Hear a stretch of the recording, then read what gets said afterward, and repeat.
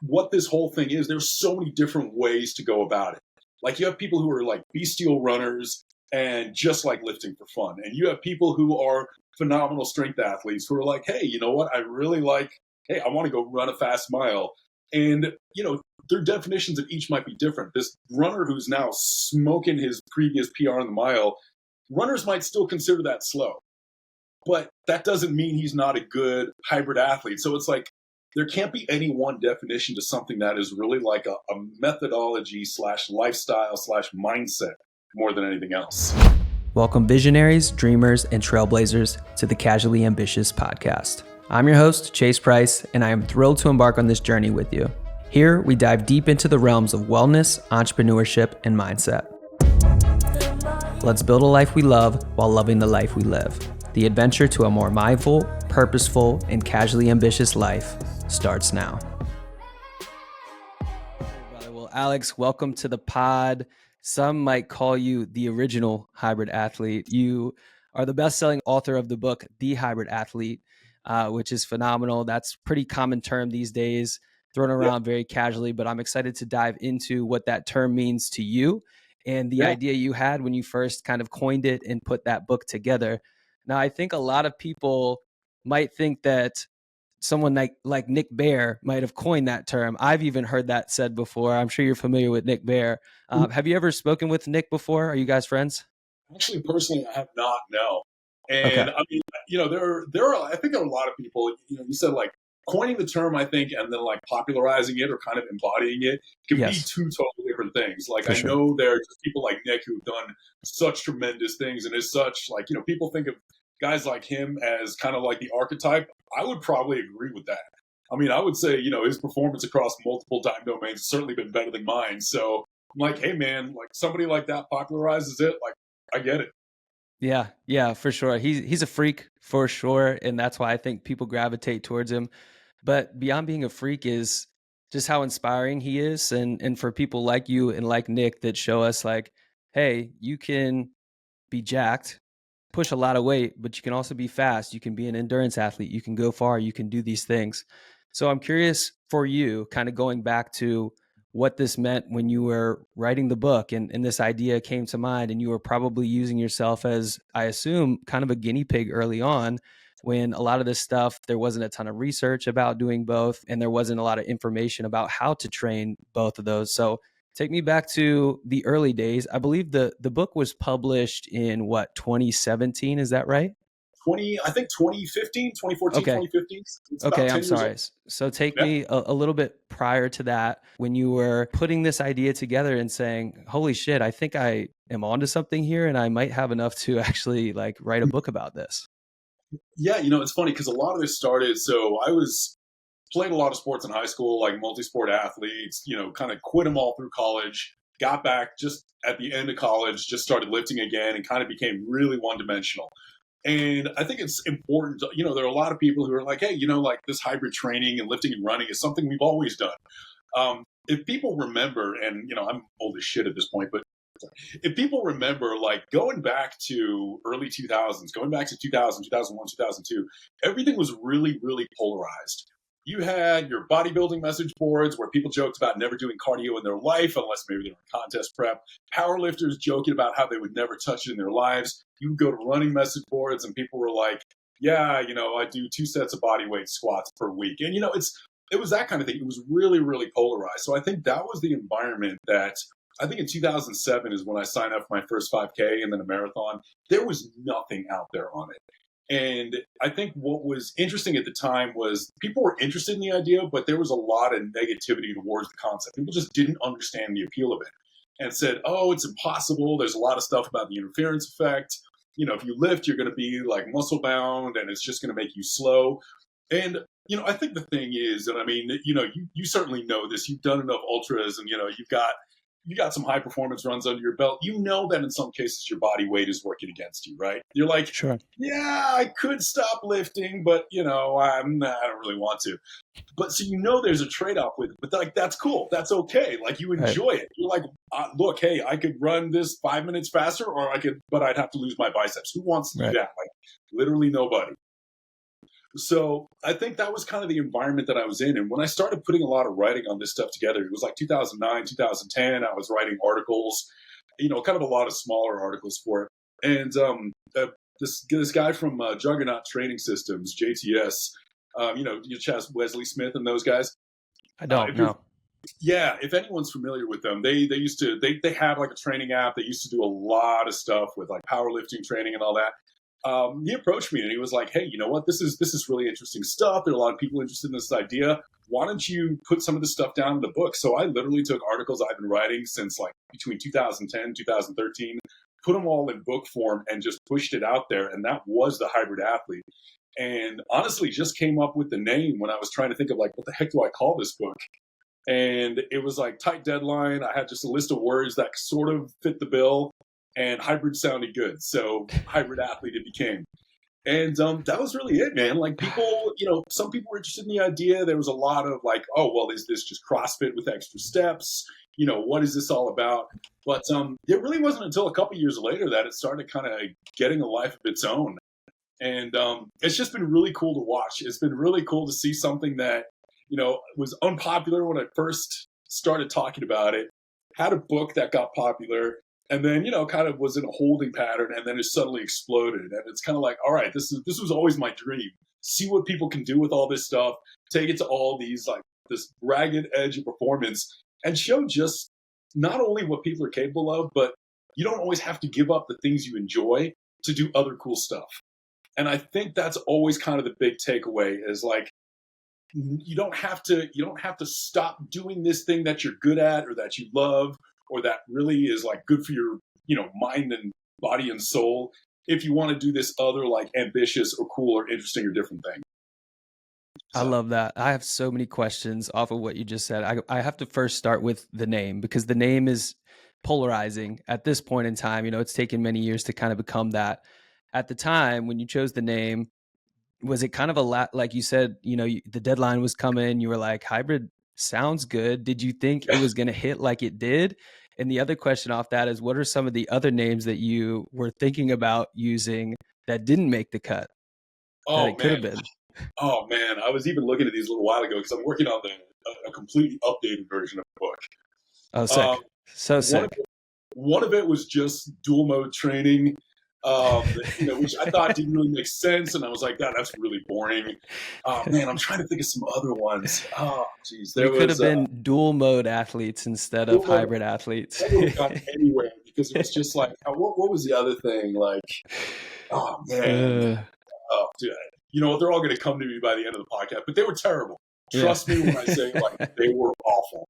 And it was a lot of spitball. I think it's one of the hardest things is, for me, what this whole thing is, there's so many different ways to go about it.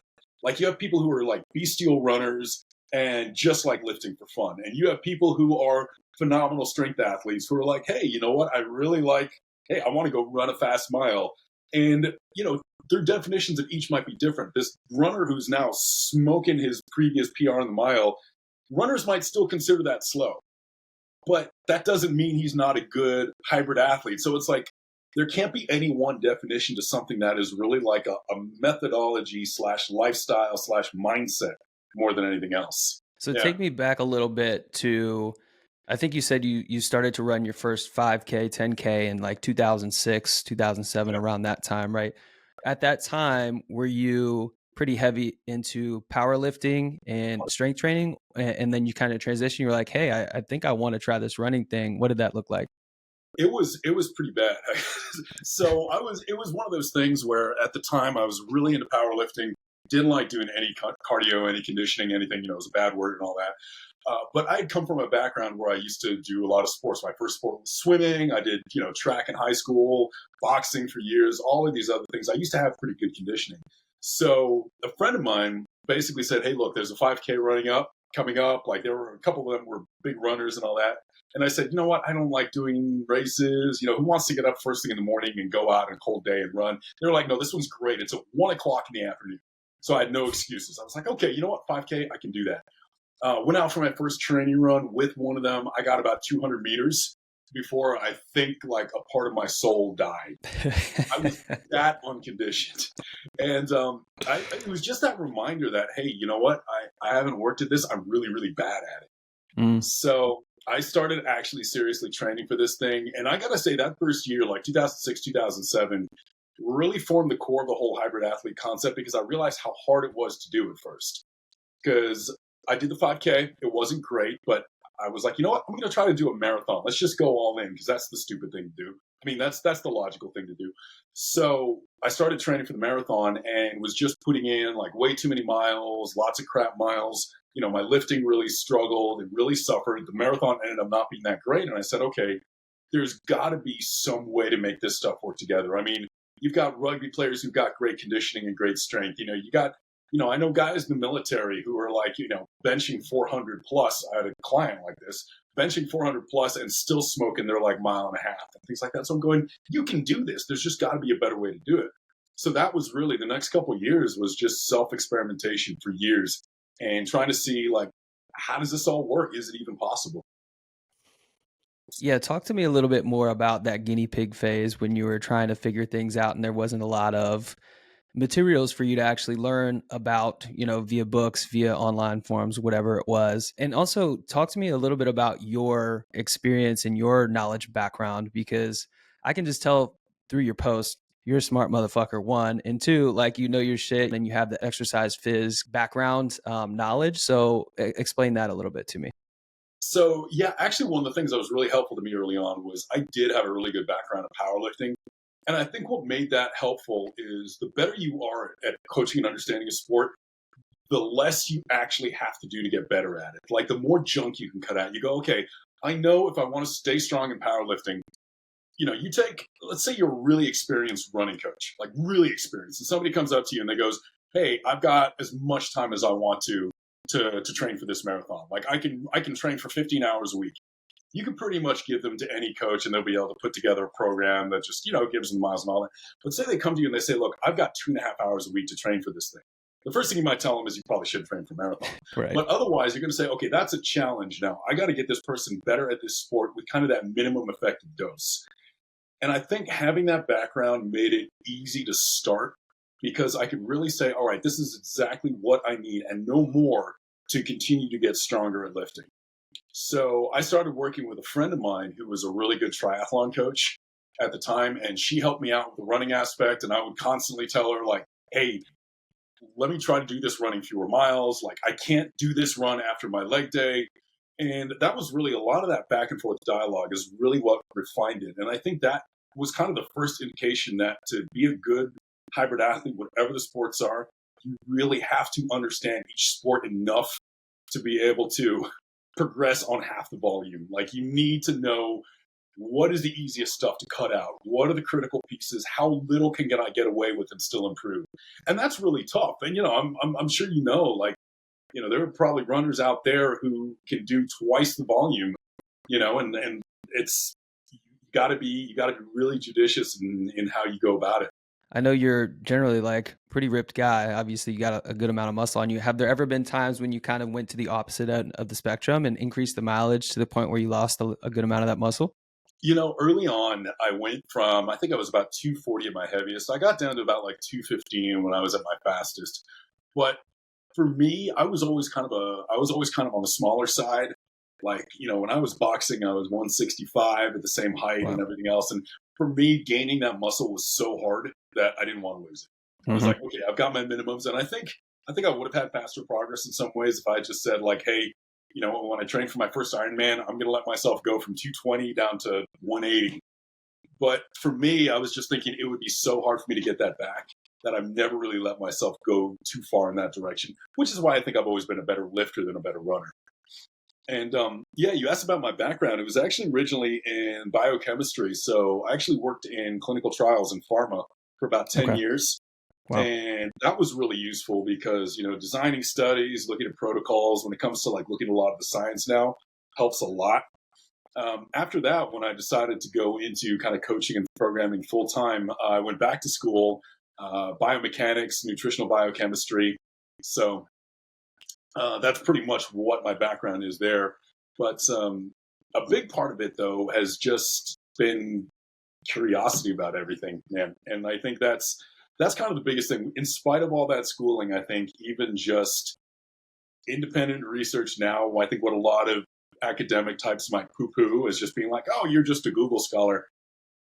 These days you can get so much information if you look in the right sources. So Mhm. just as a note, like for anyone who didn't go to school for this stuff, like don't be discouraged. It's still you got the best information tools like at your fingertips.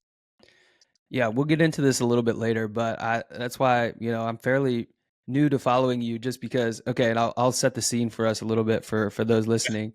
So, I posted a video that was basically like thank God for the guy who coined it hybrid athlete instead of, average lifter shit runner. It went viral and then Alex came across it. I'm sure somebody tagged you or whatever. And my caption was like, I Googled the guy's name. His name's Alex, and thank you for your service, sir. So he messages me and was like, dude, that thing went off. That's crazy. And we started linking up after that. But you're one of my favorite new follows because I went down the rabbit hole on your page and like you have a lot of hot takes. They are hot takes because they go against the historical belief on a lot of things. Like, well, again, I don't want to get too far into it, but like lactate causing fatigue is one. Yeah. Progressive overload is another one, which we'll dive into in a little bit. But what I was getting at was like he's a phenomenal follow. If you nerd out about this stuff like I do, make sure you're following Alex because he posts these basically breakdowns, case studies, all these things about this information, which is really sick. And to go back to your knowledge base and back to the book, I would love to hear just a summary or maybe a breakdown of some of the core principles, core tenets behind the book and what people can look forward to when they get their hands on it and kind of dive into it. So I think because I'm working on the second one now, which I think is going to be like it's if the first one was like an intro pamphlet to the concept, this is kind of the big one. Mm, A lot of the core principles are kind of what I said before, like understanding minimal effective dose. Like, what are the critical components that you need in a running program to get better? What are the critical components in a lifting program that you need to get better? And a lot of hybrid principles are like, what order do you do things in? Like how do you structure a given week? What order do you do individual workouts in?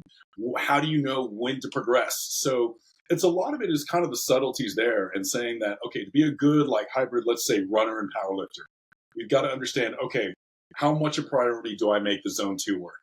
What kind of speed work should I do? How much threshold work should I do per week? And still be able to do the minimum I need to still make the maximum progress. How do you manage fatigue? Like, how does fatigue from running affect fatigue in lifting or affect performance in lifting? If you're tired from a run, can you still have a good productive lifting session? If you just hammer your legs, can you still have a good run session? Does it matter what type of run session you're doing? So a lot of the book is talking about things like that, where you go, okay, like I know I can do this stuff. I know I can just start running and lifting, but if I want to do it the best way possible, put together a training week that's gonna like let me progress in both, and also just kind of have confidence in the program I produce. Even if I'm not seeing immediate results, I want to know I'm going in the right direction. So a lot of the concepts are based around that: how we manage volume, how we manage intensity, how many, how to progress. If you're doing a dual concurrent like lifting and running program, what should be the relative thresholds for progression on each? So it dives into a lot of the nitty gritty on that, but it's really principles you can apply to any sports. So like it's like, hey, how do you know how to progress on hypertrophy training? How many sets a week do you do for maximum gains? Because, hybrid athlete, like let's say who just wants to be big and jacked. And they're like, okay, cool. I want to get jacked. I'm going to go look at all the hypertrophy experts on YouTube and everywhere else. And they're arguing whether you need 14 productive sets a week or 30 productive sets a week. And you're going, there's no way on earth I could do 30 sets a week for legs for maximum growth and still run. Like, it's just not going to happen. right. So I try to break it down and say, okay, look, if you want to get big legs or you want to get big arms at the same time, like, here's the amount of work you need to do. Here's how much you can get away with, or here's how little you can get away with. So a lot of it, and the quest for hybrid athlete performance is a quest for efficiency in your training. You've only got so many training hours per week. How do I spend them the best so I'm making the best possible progress without burning out? That's the core of the book. That's the core of the whole concept. Beautiful, beautiful. I want to ask you about specific scenarios. So, for example, I have a buddy who really likes to do, and I've done this in the past. Now I don't do it now, but I'll do a big heavy leg day on Monday, and then I'll go. do my big track workout on Wednesday because I want to give myself a little bit of time, recovery time in the legs. I've done it in the past. And again, I know some people who do this too, is like have a big track workout Wednesday morning and then kind of stack it and then do a big leg workout Wednesday afternoon. So speak to that. If somebody was to ask you, do you think that's a good idea? How would you work through that? What would you tell them? Yeah, so a big thing with the whole like consolidation of stresses, which is something I talk about, is being able to look ahead from a workout that you do and say, okay, is the next one, if I'm tired from this first workout, am I going to be able to get the stimulus I need from the second one? And so that's Hmm. basically saying, like, okay, if you do your hard track workout Wednesday morning and you get to your leg workout Wednesday afternoon and you still hit the percentages you need, your bar speed still looks good, you're still effectively getting what you need to out of the workout. And that workout is designed to be the one you need. Like, let's say I say, okay, cool, for this leg workout, I need to be able to, I'm hitting my heavy back squat 90% 3x3. This is what I need to progress. This is what this week calls for. If I can still do that, it's okay to do. But not all of us will be able to do that. Maybe I'm in a heavy track prep session and maybe like my track workout afterwards, I come back in the afternoon. I'm like, man, I just don't have that pop in my legs. I got 3 reps that first set. Then I got 2 reps my second set, barely cranked out the second rep on my third set. The bar slowed down. Basically just saying, hey, that workout I didn't hit what I needed to. So therefore, I probably didn't get the stimulus I needed. Then that's the signal that, hey, you need more time off in between. But I think that's really one of the big things I always tell hybrid athletes is don't worry so much about like, oh, is this going to kill the adaptation of my legs or anything else? The most important thing is that the quality of the workouts you need to progress stay maintained. So if you can hit those paces, if you can hit those tempos, if you can hit those interval times, if you can hit the sets and reps or bar speed or whatever your goal is, it probably works. You just got to really monitor it and be brutally honest with yourself. Like, hey, you know what? I'm cutting some of those run repeats a little bit short. Yeah, they're supposed to be 60 seconds each. Yeah, 51 seconds. I'm starting to gas out a little bit, even though this workout's meant to be a 7 out of 10. It's like a 9 out of 10. Going, okay, there's something wrong here. I got to revisit. So it's really fluid. And when I work with my athletes a lot, it's a lot of, hey, let me know how you're feeling. Let's adjust this. Maybe let's switch the order. Let's rotate order week to week. So maybe one week you do your lift first and then you run, and the next week you switch them. Maybe that'll keep you progressing in both. There's a lot of trial and error. And I think that should be in a lot of ways really reassuring to a lot of people because it's like, hey, man, you might not be doing it wrong. You might be doing it right for you. And if Mm-hmm. you're progressing, like if this is working out for you, some people love doing those hard like run workouts in the morning because they're like, I feel fresh, my legs feel good, but I That's always me. look good in the afternoon. I will do anything in my power not to get on the track in the afternoons just because I feel the best. I feel the freshest. I think I have my most output in the Yeah, mornings. Same, it doesn't matter really what the workout is. I just feel fresher in the mornings. I feel better. yeah. I want to ask that question more from looking at more of a macro cycle, like a build into a marathon or a race, for example. When you are, let's say it's like a 3-month build and you have the first month and you're doing 4 to 5 days of strength training. Typically, how I've coached my clients and what's worked for me is like as we progress closer and closer to the race, I might take out one of the strength days each mesocycle. So each month thereafter, take out one of the strength training days and focus more on increasing the volume and the intensity on some of the runs. Yeah. Going back to your point about like if you're still able to make those progressions and everything, are you still thinking in those terms as you get closer to the race, or do you think, hey, without a doubt, we have to lower the intensity on the strength training as well? What is your kind of philosophy as you get closer to a race? Is it more like, hey, this is definitely going to get pulled, or is it like, hey, let's see how you progress through? If you're still making gains and doing well, that then we'll kind of hold on to what we have. How do you think about that? Yeah, so for me, it definitely, kind of what you're saying in that, all right, if we're progressing, we're doing this build into a race, we're not going to be trying to set any strength training PRs or anything else. Like that's probably not the objective. If we've got progress to make, we want to make it on the running side of things. So what I'll do then for the lifting is I say, okay, usually the minimum effective dose of any parameter you need to maintain is like about 30 to 35% of the volume you need to progress. So I might gradually reduce the strength training over that same period. Usually what I'll do is I'll adjust volume of each workout first. Hmm. I usually try to maintain frequency and intensity just because I find that maintains it better. But what I'll do is, like, let's just say your average workout has like, your one compound lift and like two accessories and then like two, quote unquote isolations or something.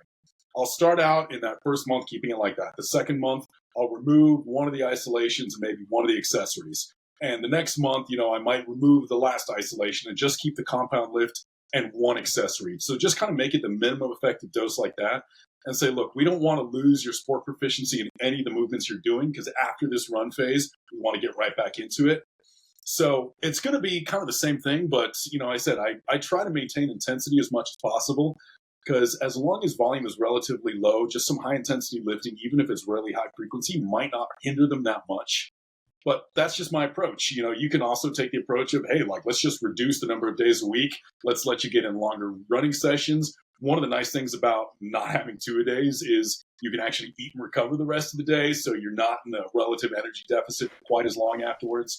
So Right. It's all good ways to go about it. But yeah, it's that same idea of like, we're not going to progress here. So let's just aim for maintenance and do the minimum effective dose we need to not lose ground in these things. Let's take somebody with not too much experience in either capacity that says, hey, I want to build muscle and I want to get faster. If you had to build a hybrid athlete from scratch, how would you go about kind of putting that together with somebody who doesn't have any experience in either realm? Yeah, so I think one of the things I really love about hybrid training is that it appeals to my own, I wouldn't say like ADHD when it comes to training, but like we all have good seasons and bad seasons for different things. My bench press, for example, never has a good season, but it used to at some point, and like you go through training and some workouts are just something you get on a kick where you're like, man, I'm loving my track workouts. I'm loving Mhm. my speed workouts. I'm loving all this like I'm loving these 200-meter repeats that I'm doing this section. Like that's what I really want to focus on. And for people who are new to it, what I really like to do is sort of let them progress as they, kind of get a love for different things. So basically put them on a program where everything is more or less equal. And then what I usually do is lean into whatever they're progressing on. If they're really feeling the strength work, then we put the running kind of on hold or whatever endurance work they're doing kind of on hold and just say, okay, cool. We're not going to progress that. So I tend to do like single variable adjustment as it goes on. So, like, let's say, like, this first cycle, we're doing everything all at once. Now, let's say, like, they're really loving some of the speed work that they're doing in the running, that zone 4, zone 5 stuff. Cool. We'll just adjust that up a little bit, continue raising the intensity there, leave everything else kind of where it is. Or maybe even just slightly progress as stuff gets too easy. And then, like, when they sort of start to plateau a little bit there, we start to bring up something else and we start to focus on it. Maybe we'll focus on, kind of their low intensity stuff and crank up the volume there a little bit. Maybe they're lifting, their upper body gains are really progressing. So we'll push that up. So just by like elevating each thing kind of one at a time like that, you really get to follow the athlete, find out what they're best at. Because, we may all just based on our experience, just innately be better at some things than others. And I think kind of honoring that a little bit and letting athletes get these wins early on by leaning into the stuff they really enjoy. In terms of progression, that's great because it always gives them something that really builds their confidence too. Because, when you're first starting out at this, and like one thing we joke about is you're never going to be best in all of it. So you're kind of like, well, what am I actually good at? I've been running for like 4 months now, and my buddy who just started running, granted he doesn't lift, but he just started running a month ago, is already as fast as I am. Like, what the heck am I doing? So I really like letting people say like, okay, yeah, but your bench press has gone up 50 pounds. Like that's pretty cool. So by doing that, I think it's good for people's heads. And part of the fun of hybrid athletics as well is finding that you might be much better at something that you never thought you'd be good at. Right. There's a lot of people who get into it and they go, actually, I'm really good at this. I really love this. So, letting them have fun with that and letting them push that to its limit, they may find that they've just discovered a new passion that they never thought they'd have. That's a great point. I mean, think about Hyrox wasn't a thing 2 years ago, and now there's Hyrox competitions everywhere.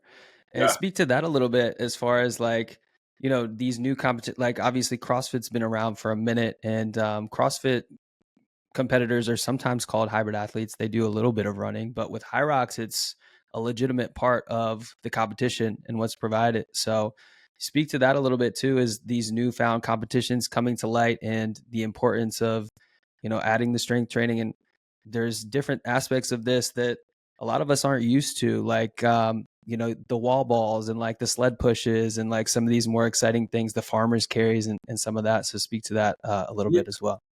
So I think one of the hardest things for me is I never thought that hybrid, like I never thought you could do a single hybrid test. There's no hybrid competition because, and I know that, like, I think you'd agree with this approach. Hybrid is not saying like, hey, I want to test everything all at once. You're kind of going, no, I do this, but I also do this. And they may be totally separate. And as soon as it becomes one sport, if they were like, hey, look, we're going to do an ultra and we're going to total up your time and then subtract your bicep measurement from it or something like that, you'd be like, all right, I'm going to win this. But, at the end of the day, like, is that really, now that suddenly becomes something you can train for specifically because all you're going to do is train for your 50K and train arms. Like, that's it. So to me, hybrid is specifically like sports that don't support each other. So something like Hyrox is cool because it gets people to do a lot of different things. You got good runners who are like, wow, I can't even just do one lifting session. Like, I got to do farmers carries, I got to do heavy carries, I got to do heavy pushes, I got to do some overhead stuff. Like, cool. Of course, Hyrox itself is a sport. And at the end of the day, the best Hyrox competitors are the fastest runners, like, period, full stop. So, with Hyrox, you just need to get strong enough, and then you can just keep getting faster. Getting stronger past a certain point isn't really going to affect your time as much as getting faster. So it kind of becomes a one parameter sport at that point. So I love these things. Sorry, go ahead. You said. No, go ahead. Yeah, I love these things. I love Hyrox. I love things like that get people trying new things.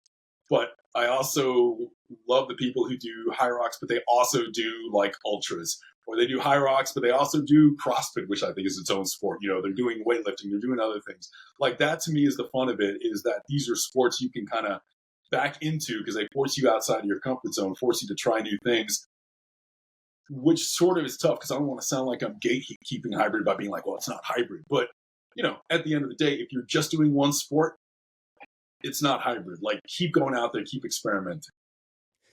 It's funny to hear the criticisms of people being quote unquote hybrid athlete because they're like, why would you want to just be average across the board at all these things?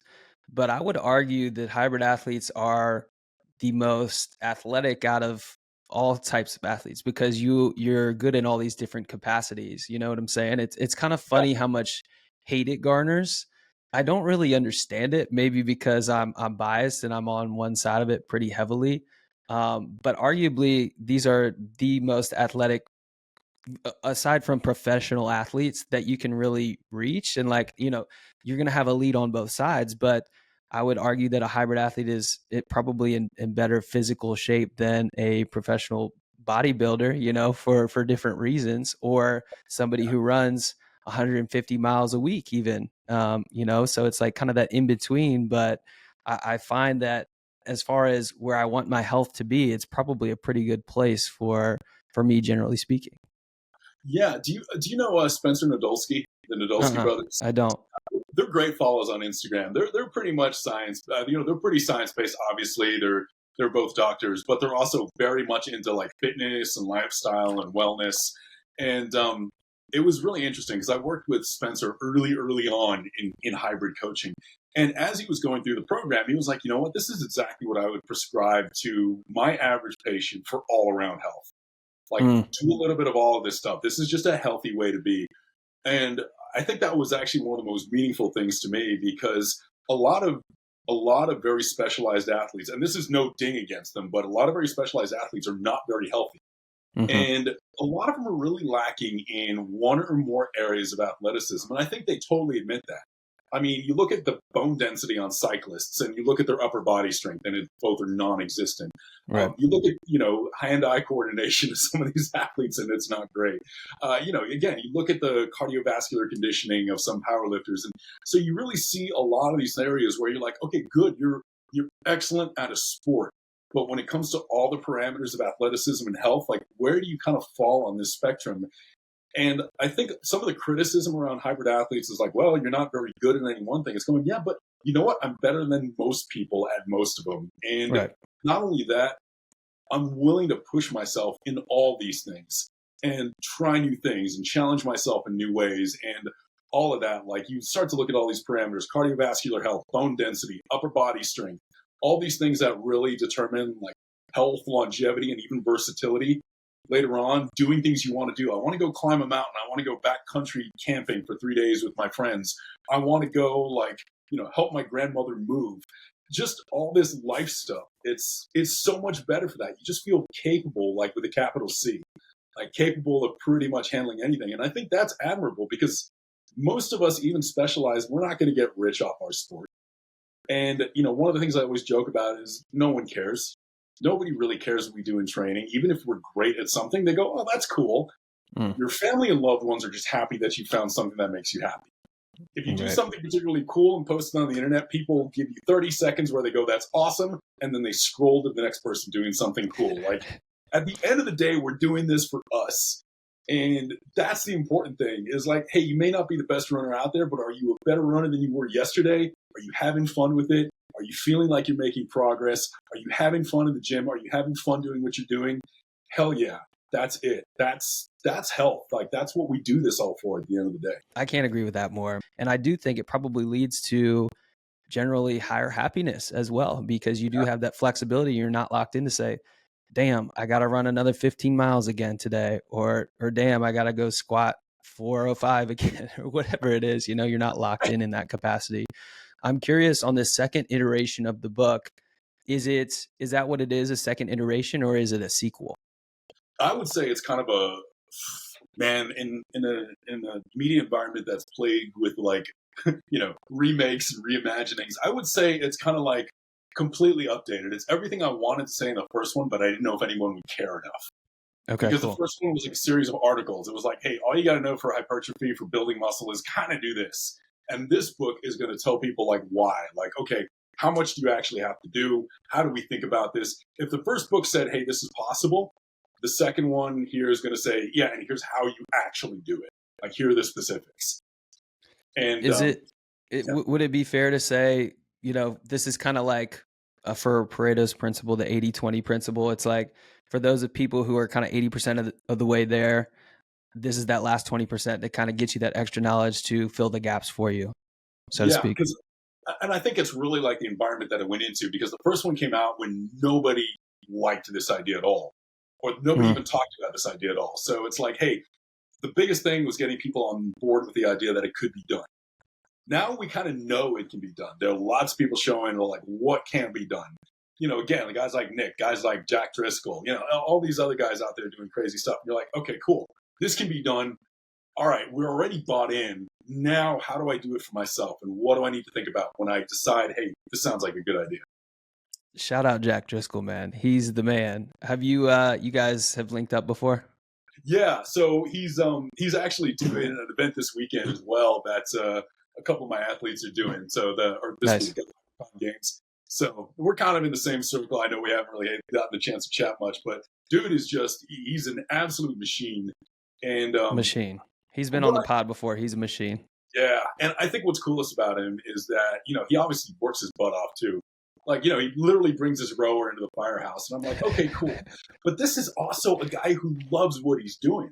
And I think that's what kind of shows it and all that is, he's not just doing this because he feels like he has to. He gets a charge out of this. And that to me is like what's most inspirational is you got a guy here who would have every excuse for being like, you know what, man, I'm burnt out. I've got a physical job and all that. But he still finds a way to make it exciting, set challenges for himself. That to me, like that's the inspirational part for me. Hey, when you would have every excuse to quit or not do any of this and you do it anyway and you have fun with it. Like, I love that. Yeah. I remember last year, I believe he had just done the 4 different events in 4 different weeks. He rented out that creepy old van and drove across the country and did all these events. So it was like, I believe maybe a marathon, a weightlifting competition, a bodybuilding competition, and then some kind of something else. It was just sick. And to me, when I think about a hybrid athlete, that's exactly who I think about, somebody who's able to do a breadth of different things and be pretty damn good at all of them. Now, you're not going to win every single weekend, but hey, you're going to be top 10, top 5 every single weekend. And that's pretty much the epitome. I mean, that's where I want to be. That's what I strive for personally. Exactly. Right? And that's exactly, I love that you said that too, because there's something about saying like, hey, not only am I going to do these things, but I want to be able to get on the starting line, whether literally or metaphorically, with a bunch of other athletes, a bunch of specialists, and at least make them look over their shoulder at least once. Hmm. Even if they eventually leave me in the dust, the same thing with, the lifting meet, it's, hey, I managed to hang with you guys on the squat. That was about it. But at the very least, you made them take notice. And that to me is the cool thing there is like, hey, I may not be at the top of the podium, but I'm chasing the guys that are. And every now and then I'm getting them a little bit worried. If you could do that in any arena, like that's just cool. Yeah.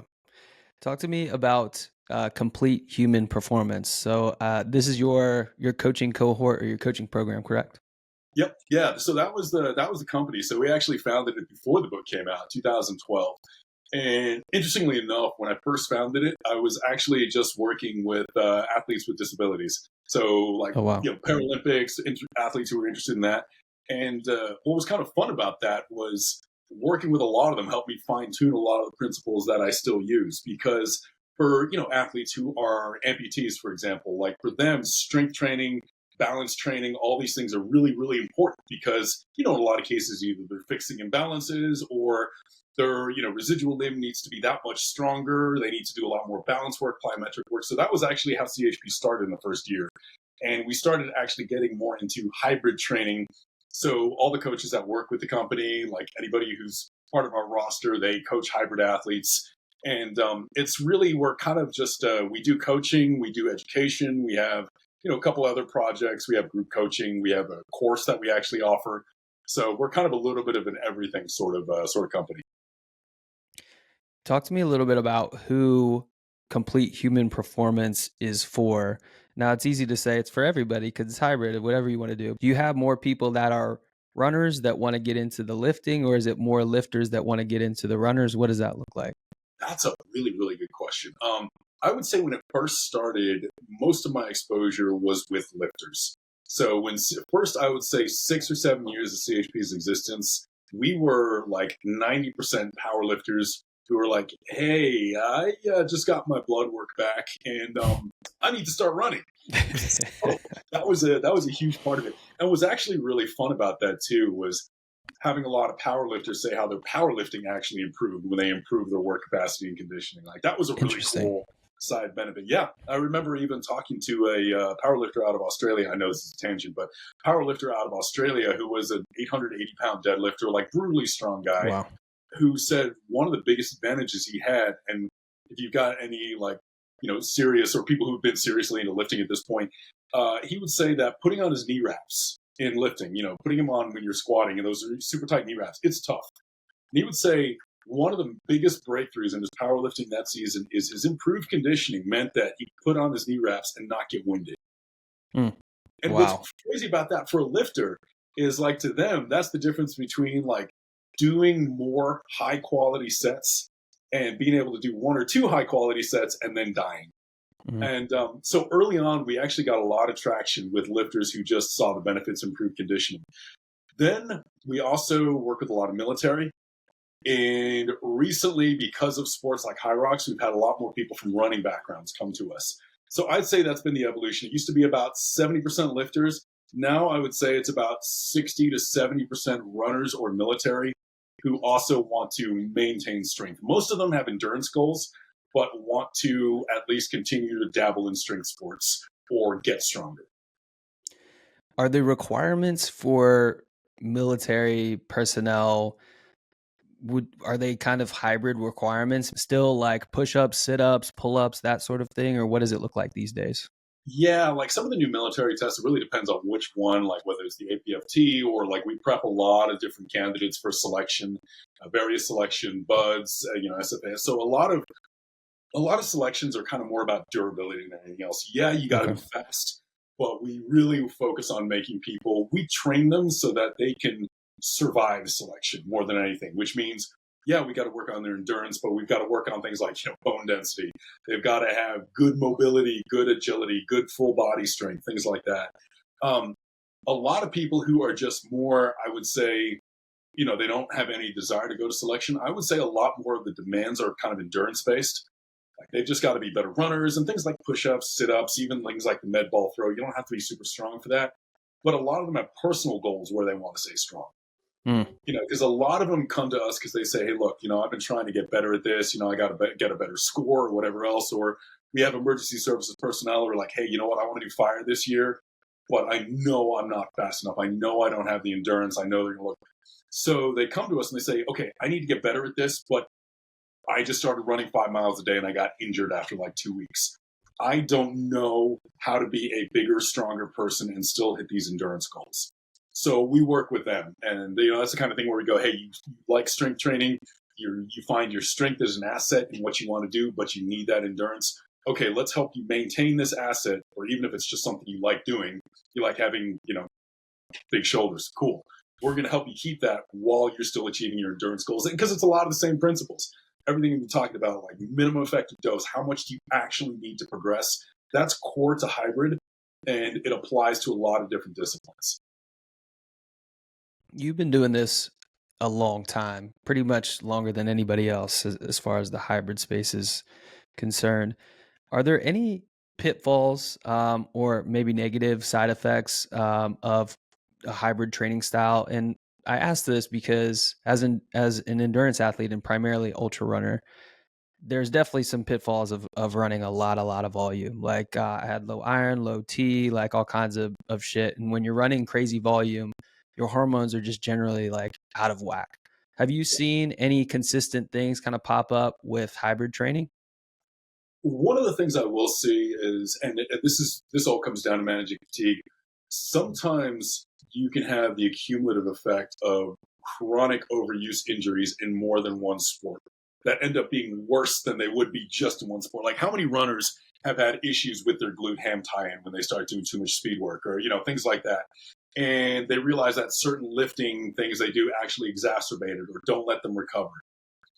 It's a lot harder to manage chronic injury as a hybrid athlete sometimes because it's a lot harder to pin down where it comes from.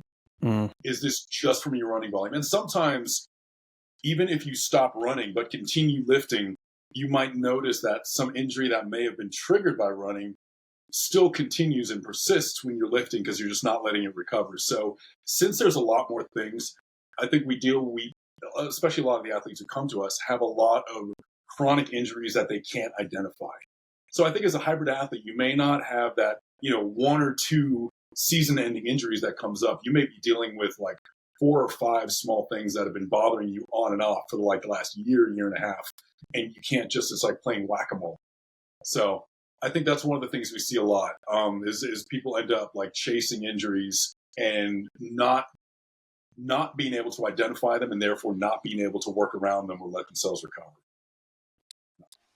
I want to transition a little bit to the nutrition side of things. Do you offer nutrition with your coaching? We do actually. So, and nutrition, like everyone will say, is a kind of a big part of the whole process. But one of the things we try to do, and I think what's been most important for nutrition for us, is also understanding how to work with people who like following specific diets. Because Mm. I think a lot of single sport athletes can get away with, some more extreme types of diets because their demands are so consistent. Like you have runners who manage to do a vegan diet very, very well. And, it may serve them for those purposes, but then getting the extra calories they would need to actually put on lean body mass is very challenging. We've got lifters who are like, yeah, I've been carnivore for years. And, I like eating carnivore. And you're going, okay, it's not going to be easy if you're running 4 days a week. So, a lot of what we do with nutrition, especially, is working with special diet types or athletes who have been on a very fixed diet for a time and slowly shifting their macros and meal timing and fueling and all that to allow them to continue to progress in the new sport. So we do a lot of work with intra-workout nutrition. If you are carnivore until now and you've just eaten this and you do best with one big meal a day, how do we help you fuel just for your runs? And how do we help you fuel and recover sufficiently on your fasted morning run, which obviously is not going to be fasted. So nutrition's a big part, but it's also especially understanding that specialized athletes often follow more specialized diets, even if they don't realize it. And we need to be able to make that work for them. Are you generally prescribing like, hey, let's just go out and fuel for performance? And obviously that's going to look a little bit different for everybody, macro wise, but also like, what you're taking in. And if you're running a lot of miles, maybe you need more carbohydrates or whatever that that means. Is Yeah. that just specialized per individual athlete? Yeah, I mean, it usually is. I mean, we have several basic overarching principles. Like, we don't do, we don't believe a lot in like fasted training or things like that. Like, there are a lot of things that are investigated that are interesting for specialized athletes. Like, hey, how about the whole like train low, raise high fueling for carbohydrates that some runners talk about? Running community, you've got I guys. tried it, crashed and Oh, burned. yeah, yeah, and Crashed it's and burned. crashed and burned. And honestly, like guys like Zach Bitter, who used to do like pretty much a targeted ketogenic diet, Hmm. it can work for running if you're targeting it just on your running strategy. Yeah. But if you're also again lifting at the same time, there are different glycogen demands, different recovery demands, super compensation, all these other things. It's so because of that, there are a lot of valid nutrition systems out there for specific sports that we don't follow. So we tend to be pretty down to basics. Like here's the amount of protein we recommend, and we recommend a higher. Generally the balance come from carbohydrates. We recommend really frequent balanced meals. So what's interesting is that a lot of the nutrition for quote unquote hybrid athletes is very normal. Like but that's because you can't get away with a lot of extreme diets, which like you said, like there are a lot of different things out there that work for some people that are not going to work when you have other demands on your body. Yeah, that's a good point. Going back to the fasted thing, the only time I would ever prescribe somebody to do fasted workouts would be if we're doing maybe like a jump start where they're kind of starting into a program and maybe they're trying to lose some weight early on. Yep. It's a good way to kind of lose some pounds pretty quickly in that capacity. Would you agree with that take? And then are there any other instances? I mean, you kind of mentioned the science behind fasted training and fasted eating, and I'm curious to hear your take on that. Yeah, so I mean, I would agree with you. First of all, like fasted training and also even like large deficits can be really good for kickstarting diets, really good for adherence, really good for the mental side of things. There's some benefit to fasted zone 2 sessions, especially. I mean, we're talking about like potentially benefits to better glucose disposal. When you actually do refeed afterwards, people talk about upregulation of certain fat burning enzymes and how that can happen. But you also, at the same time, need to continue fueling. Otherwise, you get downregulation of all the various like glycolytic enzymes. So there's some evidence that the occasional like low intensity fasted session can have some beneficial effects on your kind of quote unquote metabolic flexibility. Um, Whether it's compelling enough that I would recommend it outright and say, hey, we're going to work with this strategy, I haven't gotten to the point where I've ever said to an athlete like, "Hey, this is going to be the missing piece that's going to unlock this new performance for you." Right. Um, it could be. I don't know. I mean, what do you think? What's your experience with it? I'm curious. Yeah, so I tried both, and I Zach Bitter was one of the reasons why I tried it's not keto, but it's pretty damn close to keto, Yeah, just low carb.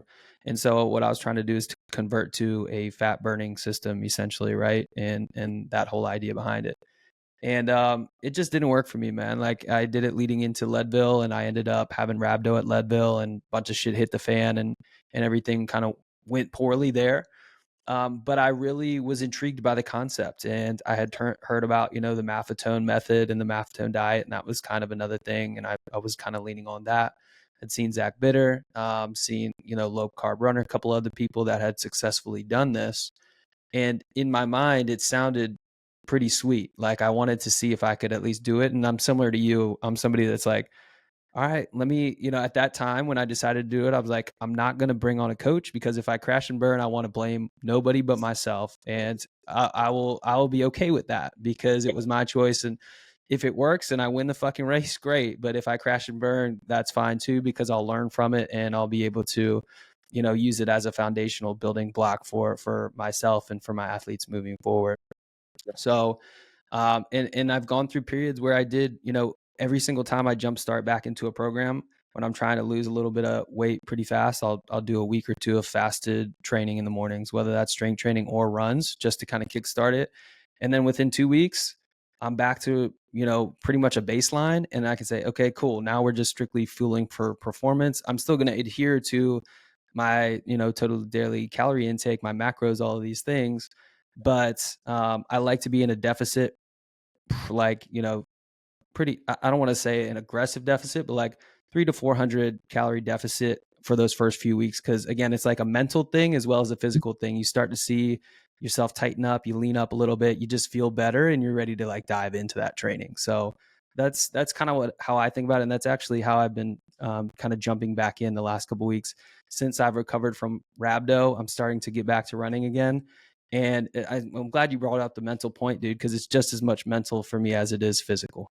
Yeah, man. I think, and that's kind of the other interesting thing about all this is like what a big component that is of like training and adherence, and whether or not you're having fun, and like you said, the mental side of things, and finding a diet or a program that works for you mentally is just as important, I would say, because we can argue back and forth about, oh, this is optimal, this diet is optimal, like you got to do this, you got to do that, but if you're not, if you just, there's one thing to be said for trusting the process, but there's also something to be said for being able to see some results right out the bat.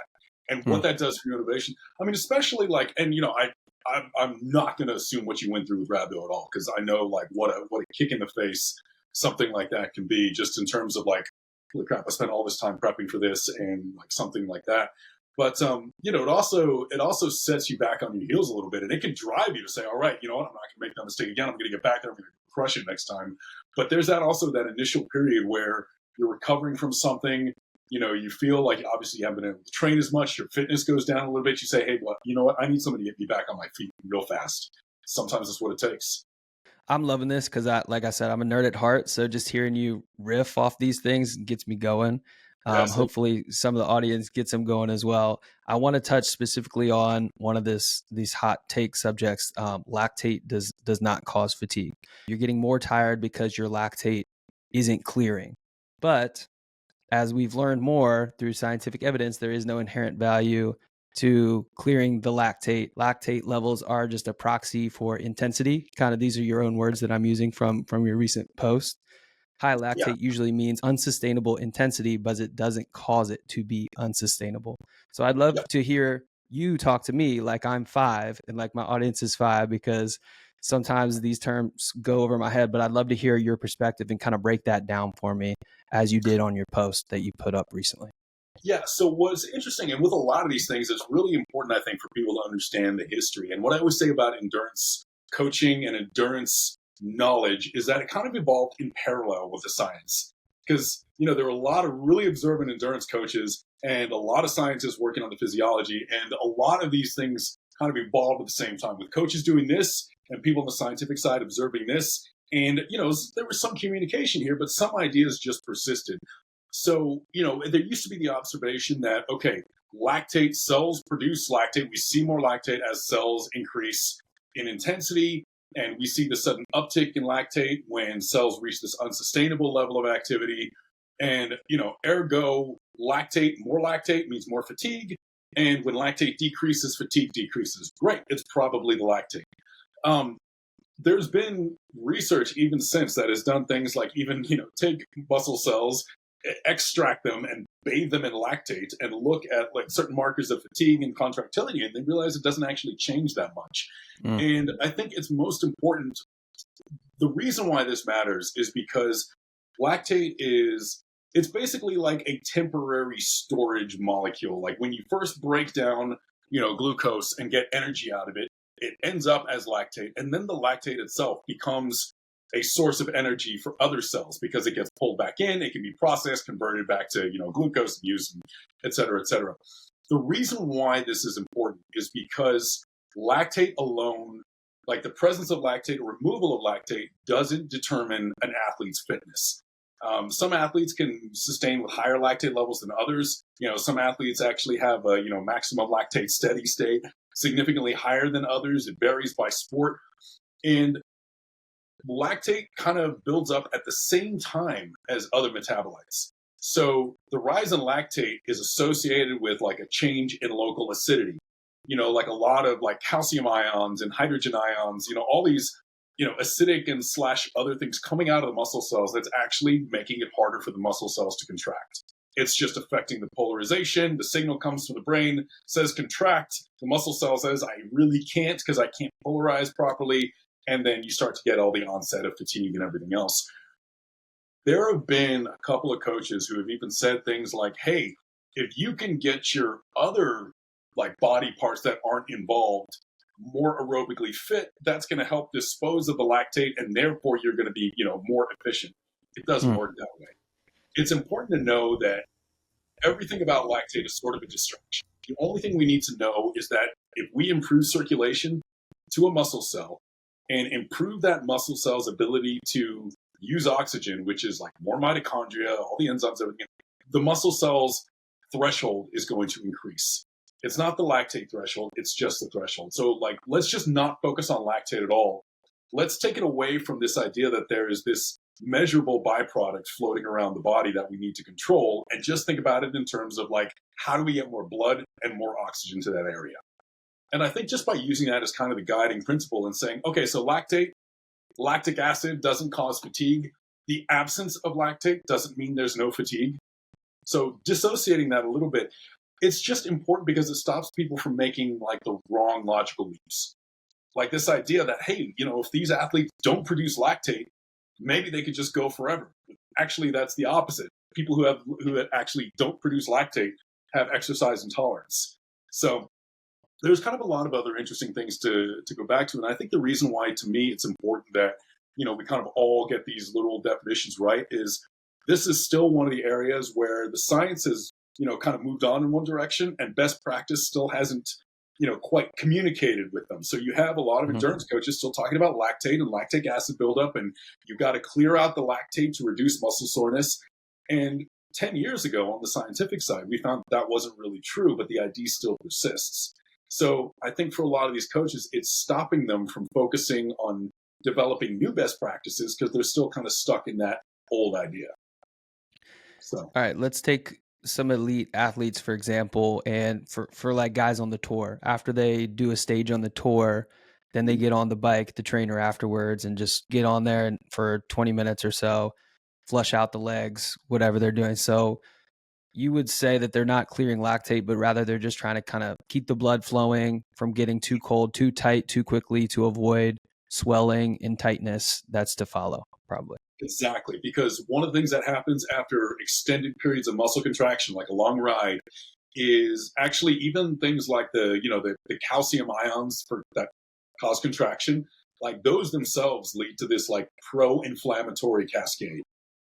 All these like inflammatory molecules come to the area, all the blood vessels start to swell and let fluid into the surrounding areas, the muscles tighten up, and it's all part of the recovery process. But when you've got a race the next day, you can't let that happen uncontrolled. You've got to keep things circulating.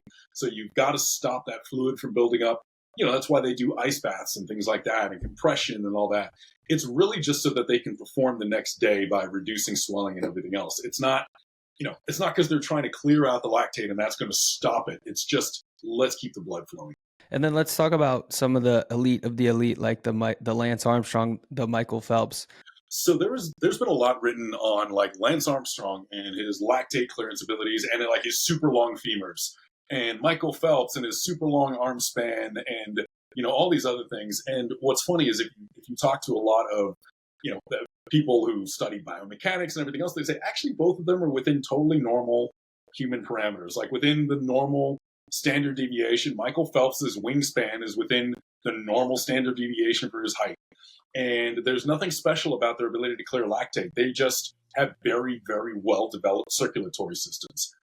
And what I think this actually shows, though, more than anything else, is a lot of what we call genetic freaks are not genetic freaks because of any one thing. They just have 10 different characteristics that are 0.5% better than anyone else out there, which is enough for them to completely dominate. And that's what it is. It's not, it's not their lactate clearance capacity. It's not even their VO2 max. It's not the femur length. It's not the arm width. It's not any of this stuff. It's the fact that all of those are on kind of the favorable side of the spectrum. And so you add all things together where you're in the like top 5% across the board in positive adaptations for your sport, and you get a true freak.